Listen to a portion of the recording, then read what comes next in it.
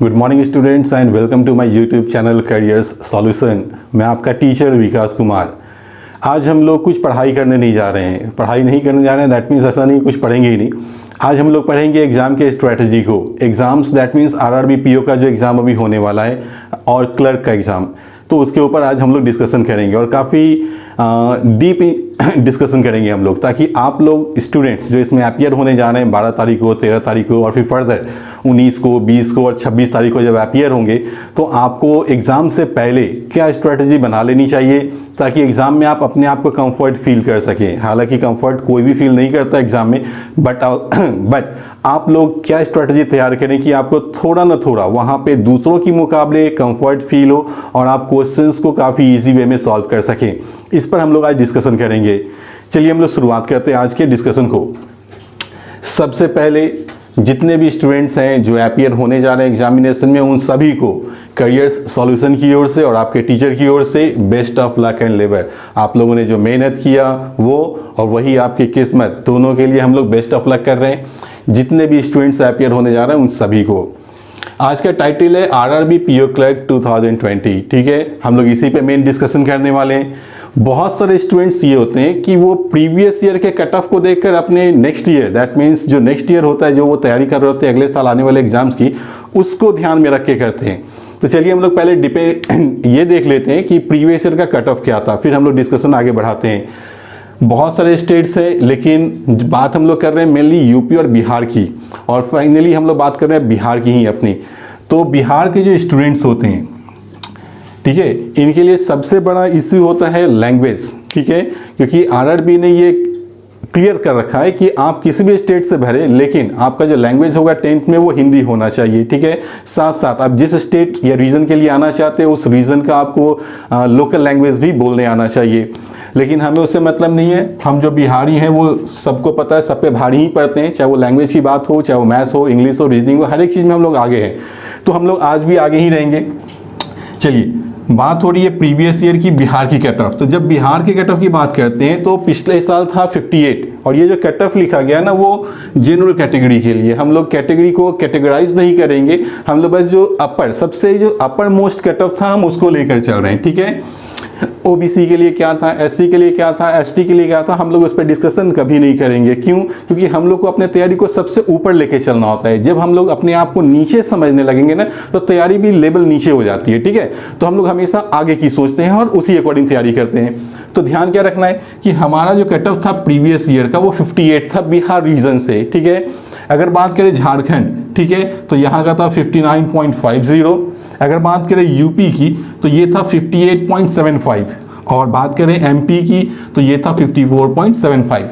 ये स्टेट्स लिखने का कारण है क्योंकि इन सभी स्टेट्स में आपको जो लैंग्वेज होता है वो हिंदी ही होता है। ठीक है, तो बहुत सारे स्टूडेंट्स प्रेफर करते हैं हिंदी लैंग्वेज स्टेट्स को, लेकिन आप लोगों को ये भी चीज़ समझना चाहिए कि हम लोग उसी स्टेट से भरे जिस स्टेट में रीजनल रूरल बैंक्स की संख्या ज़्यादा हो। ठीक है, क्योंकि संख्या ज़्यादा होगी तो वैकेंसी उसमें ज़्यादा होगी, और वैकेंसी के अकॉर्डिंग ही आपको जॉब भी मिलना है, रिक्रूटमेंट भी होना है।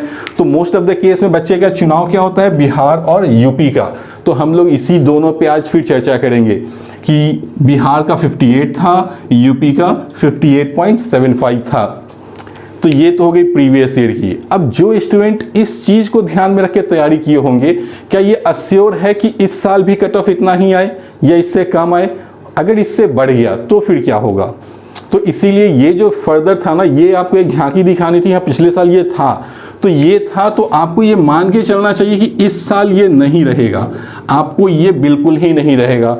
हमारी प्रिपरेशन ऐसी होनी चाहिए कि इससे 5 नंबर तो जरूर ज़्यादा आना चाहिए, एटलीस्ट 5 मार्क्स। आप इससे ज़्यादा लाओ बहुत बेहतर है। ठीक है, लेकिन मेरा जो टारगेट होना चाहिए वो 58+5 का होना चाहिए, दैट मीन्स 63।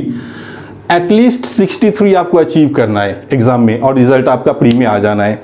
कहने का मतलब ये कतई नहीं है कि आपको बस 63 मार्क्स अगर लग गया एग्जामिनेशन हॉल में सॉल्व करते करते कि मेरा हो गया है, हम पास कर जाएंगे, तो ऐसा नहीं है। आप मैक्सिमम बनाइए, जहां तक आप जा सकते हो सही एक्यूरेसी के साथ वहां तक जाओ। ठीक है, लेकिन एक चीज़ भी ध्यान में रखना है कि इससे नीचे नहीं आना चाहिए स्कोर। ठीक है, अगर आप इतना ऑब्टेन कर लेते हैं ना तो रिजल्ट पक्का रहेगा, ये गारंटीड है। ठीक है, ये तो हो गई प्रीवियस ईयर स्कोर और इस साल का क्या हम लोग एक्सपेक्टेड स्कोर लगा सकते हैं, अनुमान सो बताया गया। लेकिन ये सारी चीज़ें फर्दर हैं, इसको हम लोग सबको एसाइड करते हैं, ठीक है, और बात करते हैं प्रैक्टिकली। देखिए प्रैक्टिकली होता क्या है, प्रैक्टिकल ये होता है कि आपकी तैयारी आपकी पूरी हो चुकी है, आपने सालों भर मेहनत किया, अब आपका टाइम आ गया कि आप अपने आप को जज करो एग्जामिनेशन के क्वेश्चन से मैच करके कि उन्होंने क्या पूछा और आप कितने क्वेश्चन सही कम समय में बना सकते हो, मैक्सिमम क्वेश्चन कम समय में कितने बना सकते हो, ठीक है। तो एग्जाम को लेकर दो चीज़ होता है, सबसे पहला जो चीज़ होता है वो होता है टाइम मैनेजमेंट, ठीक है। दूसरी चीज़ होती है आपकी स्ट्रेटेजी, ठीक है, आपने टाइम मैनेजमेंट किस तरह से कर रखा है और आपकी स्ट्रेटजी क्या है। 45 मिनट्स में 80 क्वेश्चंस हैं, तो इसमें आप टाइम तो समझ लिए बहुत ही कम है, नंबर ऑफ क्वेश्चंस बहुत ही ज़्यादा है, तो स्ट्रेटजी यहाँ काम आती है। और स्ट्रेटजी बहुत सारे टीचर्स होते हैं, बहुत सारे लोग होते हैं जो आपको सजेस्ट किए होंगे कि ऐसे पढ़ना चाहिए, ऐसे तैयारी करनी है, ऐसे एग्जाम देनी है, लेकिन अगर आप मेरी बात माने तो स्ट्रेटजी बस एक ही है, up to the mark maximum, ठीक है। मैक्सिमम दैट मीन्स मैक्सिमम, आप 45 मिनट के अंदर जितना ज़्यादा जा सकते हो, अगर 80 क्वेश्चन पढ़ सकते हो 45 मिनट के अंदर और सॉल्व कर सकते हो तो मच बेटर है। लेकिन ये कभी भी पॉसिबल नहीं है, क्योंकि हम लोग बेस्ट की तो बात नहीं करते, कुछ स्टूडेंट्स ऐसे भी होते हैं जो 80 तक नहीं पहुंच सकते हैं, कुछ क्वेश्चंस में उन्हें डाउट हो जाता है कि वो बनेगा या नहीं, तो इसीलिए हम लोग स्ट्रेटजी पे आते हैं। सबसे पहले आपको क्या फॉलो करना है, स्पीड कहने का मतलब है टाइम होना चाहिए आपके पास, और एक स्ट्रेटजी होना चाहिए जो आप पहले से तय कर रखे होंगे। आज तक जिस टाइम मैनेजमेंट के साथ और जिस स्ट्रेटजी के साथ आपने क्वेश्चन को सॉल्व किया है, इसी टाइम मैनेजमेंट और स्ट्रेटजी को आपको एग्जामिनेशन हॉल में फॉलो करना है। अगर आप लास्ट मोमेंट पे अपने स्ट्रेटजी को चेंज कर लेते हैं तो ये समझिए आपके लिए बहुत ही ज़्यादा घातक होने वाला है, आप एग्जाम तो पास नहीं करोगे, ये जान लो, ठीक है। दूसरी बात जो सबसे इंपॉर्टेंट मैं आपको समझाने जा रहा हूँ कि बहुत सारे स्टूडेंट होते हैं, ठीक है, जिनका शिफ्ट चेंज होता है, दैट मीन्स किसी का फर्स्ट शिफ्ट में पड़ेगा, किसी का सेकंड में, किसी का लास्ट शिफ्ट होगा। तो फर्स्ट शिफ्ट वाले का जो क्वेश्चन होता है ना, सेकंड शिफ्ट वाले ढूंढते हैं और थर्ड वाले कि उनमें क्या पूछा गया, फिर सेकंड वाले उसी अकॉर्डिंग अपने आप को मोटिवेट करते हैं, ठीक है, या प्लानिंग या स्ट्रेटजी तैयार करते हैं कि ये क्वेश्चन इससे पूछा गया, हमें भी ये टाइप हो सकता है। फिर थर्ड शिफ्ट वाले सेकंड और फर्स्ट वाले को कंपेयर करते हैं। तो आपको ये चीज़ बिल्कुल ही नहीं करना है, बिल्कुल ही नहीं करना है। अगर आप लास्ट मोमेंट पर फर्स्ट शिफ्ट वाले स्टूडेंट से ये पूछते हैं कि आपको क्या पूछा गया, अगर वो बोले मिसिंग डीआई पूछा गया, कोई बोले प्रॉफिट एंड लॉस डीआई पूछ दिया, कोई बोले कि साइलो आज नया पैटर्न पूछा गया, कोई बता दे कि कोड डिकोड जो था ना सबसे टफ था, वो न्यू कोडिंग पे बेस्ड था, तो होता क्या है सो समझिए साइकोलॉजिकली आप वहाँ इफेक्ट आ गया आप में, आप फिर वो चीज़ साइकोलॉजिकली सोचने लगते हैं, आपकी जो प्रिपरेशन है फर्दर वो तो गया, आप कहाँ 2-5 नंबर जो पूछा है चेंज करके आप उस पर अपने दिमाग को कंसंट्रेट कर रहे हैं, और जब एग्जामिनेशन हॉल में जाएंगे ना तो आपका पूरा कंसंट्रेशन उसी क्वेश्चन पे होता है। जब वो क्वेश्चन खुल के सामने आता है तो आप बनाते कम हो, उसमें इन्वॉल्व और इंगेज ज़्यादा होते हो, और इन्वॉल्व और इंगेज ज़्यादा होने का मतलब है कि आप वहाँ पर नर्वस हो जाओगे, नर्वस होने के बाद वो क्वेश्चन आपसे बनेगा नहीं, और वो क्वेश्चन नहीं बनने के कारण क्या हो जाएगा फिर कि अगला जो क्वेश्चन होगा उसके लिए आप मोटिवेट हो नहीं पाओगे, ठीक है, आप डिप्रेस हो जाओगे। जहां एग्जामिनेशन हॉल में 1 से 2 या 5 क्वेश्चन आपसे छूट गया और आप डिप्रेस हो गए तो निश्चित सी बात है एग्जाम में रिजल्ट की उम्मीद करना ही बेकार है, फिर वो एग्जाम आपका गया। तो इसलिए सबसे अच्छा तरीका क्या है कि अपने आप को चार्ज अप रखना है, मोटिवेटेड रखना है अपने आप को कि एग्जामिनेशन हॉल में जाना है, क्वेश्चन कुछ भी आए, हमने जो स्ट्रैटेजी तय कर रखा था पहले से, जिस स्ट्रैटेजी से मैंने क्वेश्चन सॉल्व किया है, जिस टाइम मैनेजमेंट का मैंने इस्तेमाल किया था क्वेश्चन सॉल्व करने के समय, उसी को आपको वहाँ फॉलो करना है। अगर आप ये फॉलो करते हैं तो आई एश्योर यू, मैं आपको इतना तो एश्योर कर ही देता हूँ कि आपका रिजल्ट आएगा, जरूर आएगा। दूसरी चीज़ कि बार बार स्टूडेंट्स एक गलती हमेशा करते हैं, उन्हें पता होता है कि वो गलती कर रहे होते हैं, बावजूद वो उसमें गलती करते हैं। क्या? तो कुछ क्वेश्चंस ऐसे होते हैं, चाहे वो डीआई का हो, पजल का हो या मैथमेटिक्स का, कोई भी लैंग्वेज प्रॉब्लम हो, अगर क्वेश्चन ना बन पाया तो वो आधा बनाते हैं और वापस दोबारा उसको बनाने की कोशिश करते हैं, दोबारा फिर कहीं फंस गए तो वो रिपीट करना शुरू करते हैं। तो ऐसा गलती आपको नहीं करना है। क्वेश्चन बना रहे हैं, अगर आप फंस गए 2 सेकंड 3 सेकंड अगर एक्स्ट्रा लग रहा है आप फंस गए, तो आप उस क्वेश्चन को स्किप करिए, बिल्कुल ही स्किप करिए और नेक्स्ट क्वेश्चन पे जाइए। नेक्स्ट क्वेश्चन में भी अगर फंस गए तो फिर नेक्स्ट में क्लिक कीजिए, नेक्स्ट पे जाइए। जो क्वेश्चन छूट रहा है उसे छूटने दीजिए, उससे कोई प्रॉब्लम नहीं है। क्यों? क्योंकि नेक्स्ट जब क्वेश्चन आप स्किप करके बनाओगे ना तो बनने वाला क्वेश्चन बनते चला जाएगा। छूटने वाले क्वेश्चन का एक ये डाटा तैयार हो जाएगा 5, 7, 8, 9, 10 जो नहीं बना, तो वापस आप फिर जब समय बचा रहे हैं तो वापस आप उसको रिव्यू में जाओ, तब उसको सॉल्व करो, वो आपके लिए ज़्यादा प्रॉफिटेबल होगा। और यही तरीका होता है, ठीक है।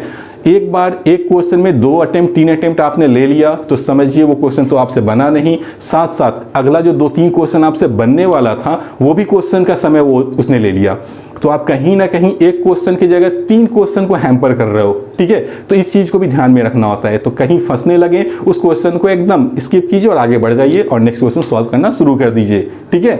तो चलने से पहले, एंड करने से पहले वीडियो एक चीज़ मैं फिर से समझाऊंगा, जिस टाइम मैनेजमेंट के साथ आपने आज तक तैयारी किया है सालों भर, उसी का इस्तेमाल वहाँ करना है। जिस स्ट्रैटेजी को आपने अपनाया है, स्ट्रैटेजी कहने का मतलब मैथ्स में कौन सा सेक्शन आपने पहले बनाया, कौन से बाद में बनाया है, रीजनिंग में कौन से पजल या किस तरह के पजल को आपने पहले सॉल्व किया, किस सेक्शन को पहले उठाया, तो ये होता है स्ट्रैटेजी, ठीक है। तो आपने जिस टाइम मैनेजमेंट और जिस स्ट्रैटेजी के साथ 1 साल तैयारी किया है, 1.5 साल किया है या 2 साल किया है, उसी स्ट्रैटेजी को आपको 12 तारीख 13 तारीख को या 19-20 को फॉलो करना है, और बिल्कुल ही करना है। अगर आप स्ट्रैटेजी को लास्ट मोमेंट वहाँ चेंज कर रहे हैं तो निश्चित सी बात है कि आप अपने साथ बहुत ही बड़ी गलती कर रहे हैं और फिर रिजल्ट बहुत मुश्किल हो जाएगा लाना, जो कि मैं नहीं चाहता हूँ कि आप लोगों के साथ ये हो, ठीक है। तो बी पॉजिटिव, ठीक है, थिंक पॉजिटिव, बी मोटिवेटेड। हाँ, एक चीज़ और कि एग्जामिनेशन के पहले, दैट मीन्स एग्जामिनेशन तो बस 2 दिन के बाद ही है, दैट मीन्स आज हो गया 10, 12 को एग्ज़ाम है, तो 1 दिन है आपके पास, आप इंजॉय कीजिए, म्यूज़िक सुनिए, मनपसंद फिल्म देखिए, ठीक है, जो भी आपको मज़ेदार खाना लगता है आप वो डिश इंजॉय कीजिए, लेकिन एग्ज़ाम का प्रेशर बिल्कुल ही मत लीजिए, ठीक है। चलने से पहले अगर वीडियो पसंद आया हो तो प्लीज़ आप इसे लाइक करें, शेयर करें और चैनल को सब्सक्राइब भी करें। Thank you.